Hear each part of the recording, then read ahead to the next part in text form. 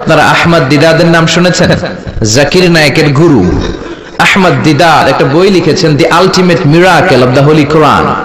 ওই বইতে তিনি উল্লেখ করেছেন ইউনাইটেড স্টেটস অফ আমেরিকার কিছু বিজ্ঞানীরা সবচেয়ে পাওয়ারফুল যে কম্পিউটার ক্রে 1 সুপার কম্পিউটার, এটা দিয়ে আমেরিকার মিলিটারিতে যারা চান্স পায়, মানে সেনাবাহিনীতে, তারা ম্যাথমেটিক্যাল ক্যালকুলেশন গুলো করার জন্য এই কম্পিউটার ব্যবহার করে।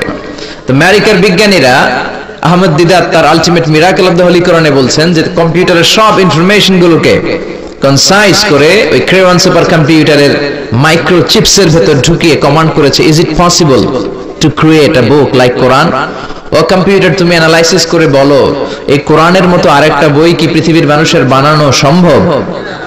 আপনারা বলছেন জি না, কিন্তু কম্পিউটার বলছে ইয়েস, সম্ভব, it's possible, it's possible, but you need to spend more than 63 octillion years.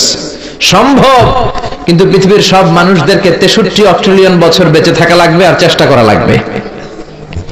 এটা শুনে বিজ্ঞানীরা তো মহা খুশি, হোক না অক্ট্রিলিয়ন আর ফক্ট্রিলিয়ন, পারাতে যাবে।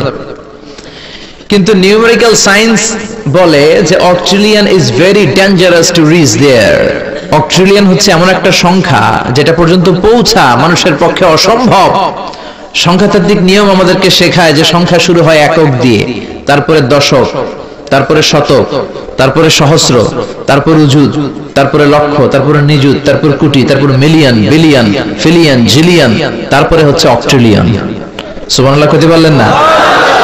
এই 63 অক্ট্রিলিয়ন বছর আমাদের বাইসে থাকা লাগবে। আরে 63 বছরই তো আমরা হায়াত পাই না, ঠিক কি না?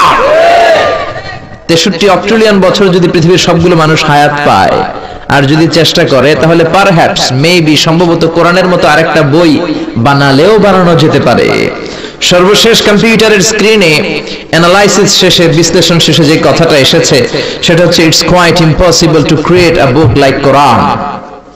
পৃথিবীর মানুষগুলোর 63 অক্ট্রিলিয়ন বছর বেঁচে থাকাও সম্ভব না, কোরআনের মতো আরেকটা বইও বানানো সম্ভব না। চিল্লায় বলেন ঠিক কিনা? ওই কোরআন আমাদের হাতে আজও আছে না নাই?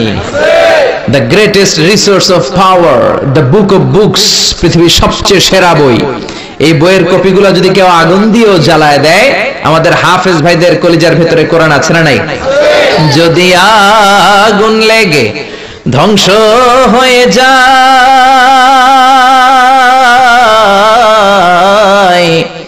ধ্বংস হয়ে যায়, যদি আগুন লেগে যায়, পুড়ে যায় পৃথিবীর সব বইয়ের দোকান, বিশ্ব থেকে হারাবে না পবিত্র কোরআন, বিশ্ব থেকে হারাবে না পবিত্র